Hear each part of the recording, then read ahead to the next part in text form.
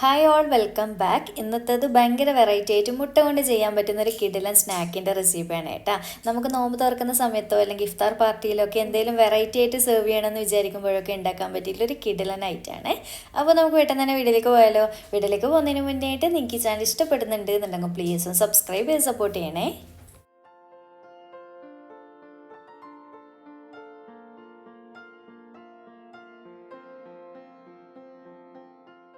അപ്പോൾ ആദ്യം തന്നെ നമുക്ക് ഈ ഒരു സ്നാക്കിലേക്ക് മുട്ട പുഴുങ്ങാൻ വേണ്ടി വെക്കണം. അപ്പോൾ ഞാൻ ഈ ഒരു സ്നാക്കിലേക്ക് 3 മുട്ടയാണ് എടുത്തിട്ടുള്ളത്. അത് നല്ലപോലെ പുഴുങ്ങിയെടുക്കുക. എന്നിട്ട് ഇതാ ഈ ഒരു രീതിയിൽ ഞാൻ ഒരു മുട്ടനെ 4 പീസായിട്ട് നമ്മൾ കട്ട് ചെയ്ത് കൊടുക്കുമല്ലോ, അങ്ങനെ മൊത്തത്തിൽ കട്ട് ചെയ്ത് വെച്ചിട്ടുണ്ട് കേട്ടോ. അപ്പോൾ ഇതൊരു സൈഡിലേക്ക് മാറ്റി വെക്കാം. ഇനി നമുക്ക് പെട്ടെന്ന് തന്നെ ഇതിലേക്കുള്ള ഫില്ലിംഗ് ഒന്ന് റെഡിയാക്കി എടുക്കണം. അപ്പോൾ ഞാനിത് ഈ ഒരു പാനിലേക്ക് കുറച്ച് വെളിച്ചെണ്ണയിൽ ഏകദേശം 150 ഗ്രാമോളം ചിക്കൻ, കുറച്ച് മഞ്ഞളും ഉപ്പും മുളക് പൊടിയും മാത്രം ഇട്ടിട്ട് ഒന്ന് ഫ്രൈ ചെയ്തെടുക്കാനായിട്ട് ചെയ്യുന്നത്. അപ്പോൾ ഇതുപോലെ കുഞ്ഞു കുഞ്ഞു പീസായിട്ട് ഫ്രൈ ചെയ്തെടുക്കുമ്പോൾ നമുക്ക് ഈ ഒരു ഫില്ലിംഗ് ഒന്ന് കടിക്കാൻ കിട്ടുമ്പോൾ നല്ല ടേസ്റ്റ് ആയിരിക്കും കേട്ടോ. അപ്പോൾ ഇങ്ങനെ ചെയ്യാൻ നോക്കാം. അപ്പോൾ ഇത് അത്യാവശ്യം നല്ലപോലെ ഫ്രൈ ആയി വന്നിട്ടുണ്ട്. ഇനി നമുക്കിതൊന്ന് കോരി മാറ്റി വെക്കാം.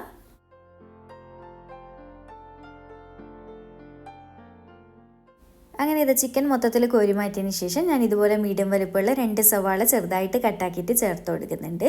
എന്നിട്ട് നന്നായിട്ടൊന്ന് മിക്സാക്കി കൊടുക്കുക. സവാള അത്യാവശ്യം നന്നായിട്ടൊന്ന് വഴറ്റിയെടുക്കുക. വേറെ എക്സ്ട്രാ എണ്ണയൊന്നും ഒഴിക്കണ്ട കേട്ടോ, ആ ഒരു എണ്ണയിൽ തന്നെ ചെയ്തെടുത്താൽ മതി. അങ്ങനെ ഇതാ സവാള ഈ ഒരു രീതിയിലൊന്ന് വാടി വന്നതിന് ശേഷം ഞാൻ ഇതിലേക്ക് 1 ടേബിൾ സ്പൂൺ ഇഞ്ചി, വെളുത്തുള്ളി, പച്ചമുളക് 3ഉം കൂടി ക്രഷ് ചെയ്തിട്ട് 1 ടേബിൾ സ്പൂണാണ് എടുത്തിട്ടുള്ളൂ. എന്നിട്ട് നന്നായിട്ടൊന്നങ്ങ് മിക്സ് ആക്കിയിട്ട് അതിൻ്റെ ആ ഒരു പച്ച ടേസ്റ്റും കാര്യങ്ങളൊക്കെ ഒന്ന് മാറിക്കിട്ടുന്നവരെ ഫ്ലെയിം കുറച്ചിട്ടൊന്ന് വഴറ്റിയെടുക്കുക. അപ്പോൾ ഈ ഒരു രീതിയിൽ വഴറ്റിയെടുത്തതിന് ശേഷം നമ്മൾ നേരത്തെ ഫ്രൈ ആക്കി വെച്ചിട്ടുള്ള ചിക്കൻ പീസസിൽ അത് മൊത്തത്തിലായിട്ട് ഇട്ട് കൊടുക്കുന്നുണ്ട്. എന്നിട്ട് ഒന്നങ്ങ് മിക്സ് ആക്കി കൊടുക്കുന്നുണ്ട്. അപ്പോൾ ഇതുപോലെ മിക്സാക്കിയതിന് ശേഷം നമുക്കിതിലേക്ക് പൊടികളായിട്ട് ഞാൻ ചേർത്ത് കൊടുക്കുന്നത് 1/4 ടീസ്പൂൺ ഗരം മസാല പൊടിയും 1/2 ടീസ്പൂൺ ചിക്കൻ മസാല പൊടിയും മാത്രമാണ് കേട്ടോ. കാരണം ഓൾറെഡി നമ്മൾ ചിക്കൻ ഫ്രൈ ചെയ്യുന്ന സമയത്തെല്ലാം ഇട്ടതാണല്ലോ. പിന്നെ നിങ്ങൾക്ക് എരിവൊക്കെ നോക്കിയിട്ട് കുരുമുളക് പൊടി അങ്ങനെ എന്തെങ്കിലും ആവശ്യം ഉണ്ടെന്നുണ്ടെങ്കിൽ നിങ്ങളുടെ ടേസ്റ്റ് അനുസരിച്ച് ഇട്ട് കൊടുക്കുക കേട്ടോ. അപ്പോൾ ഇത്രയും മാത്രം മതി, ഇതാണ് ടേസ്റ്റ്. അപ്പോൾ ഇതാ ഈ ഒരു രീതിയിൽ നന്നായിട്ടൊന്നങ്ങ് മിക്സാക്കി കൊടുക്കുന്നുണ്ട്. അപ്പോൾ ഇതുപോലെ നന്നായിട്ട് മിക്സാക്കിയതിന് ശേഷം ലാസ്റ്റ് ഇതിലേക്ക് ഒരു വലിയ സൈസ് ഉരുളക്കിഴങ്ങ് കുറച്ച് ഉപ്പും വെള്ളവും മാത്രം ഒഴിച്ചിട്ട് നല്ലപോലെ വേവിച്ചെടുത്തതിന് ശേഷം ഉടച്ചെടുത്തിട്ട് ഇതിലേക്ക് ചേർത്ത് കൊടുക്കുന്നുണ്ട്. പിന്നെ കുറച്ച് മല്ലിയിലയും കൂടി ചെറുതായിട്ട് കട്ട് ചെയ്തിട്ട് ചേർക്കുന്നുണ്ട്. അതുപോലെ തന്നെ കുറച്ച് കറിവേപ്പിലയും ചെറുതായിട്ട് കട്ട് ചെയ്തിട്ട് ചേർക്കുന്നുണ്ട്. പിന്നെ ഉരുളക്കിഴങ്ങ് നന്ന ചെറുതൊക്കെ ആണെങ്കിൽ 2 വരെയൊക്കെ എടുക്കുക കേട്ടോ, സൈസ് നോക്കിയിട്ട് എടുത്താൽ മതി. എല്ലാം കൂടി ചേർത്തിട്ട് നന്നായിട്ട് ഇതുപോലെ ഒന്നങ്ങ് മിക്സാക്കി കൊടുക്കാം.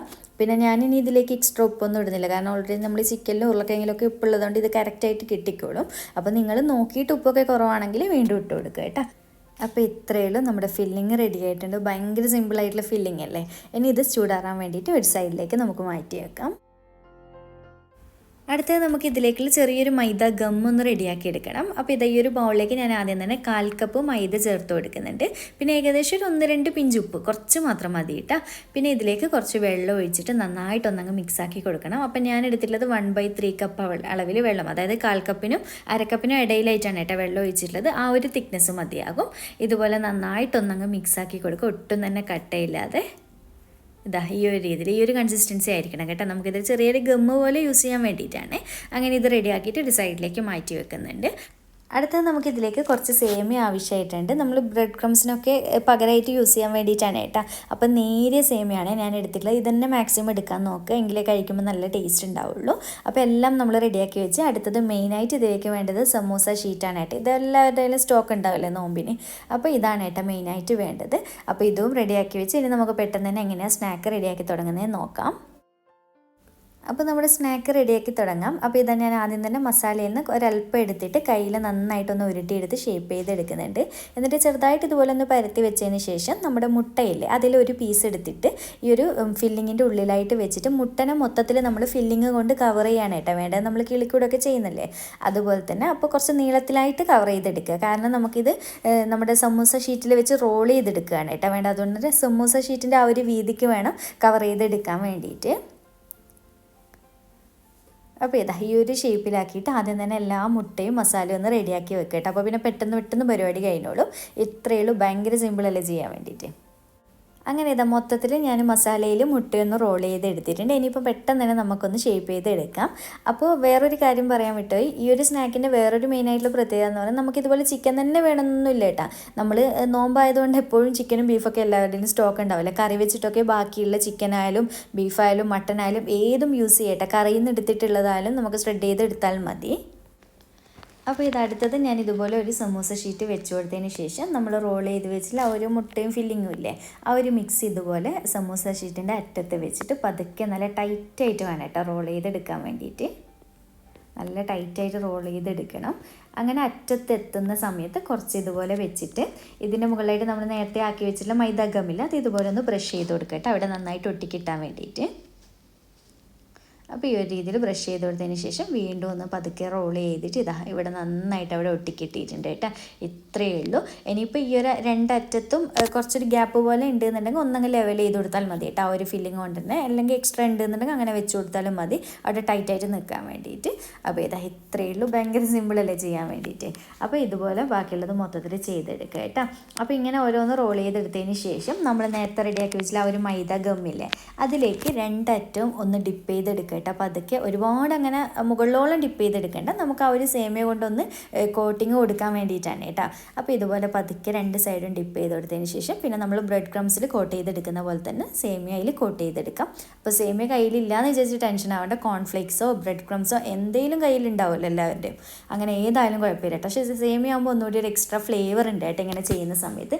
എന്തായാലും ഈ ഒരു രീതിയിലൊന്ന് ട്രൈ ആക്കി നോക്ക്. അപ്പോൾ ഇതാ ഈ ഒരു രീതിയിലായിട്ടുണ്ട്. നല്ല ഭംഗിയില്ലേ കാണാൻ വേണ്ടിയിട്ട്.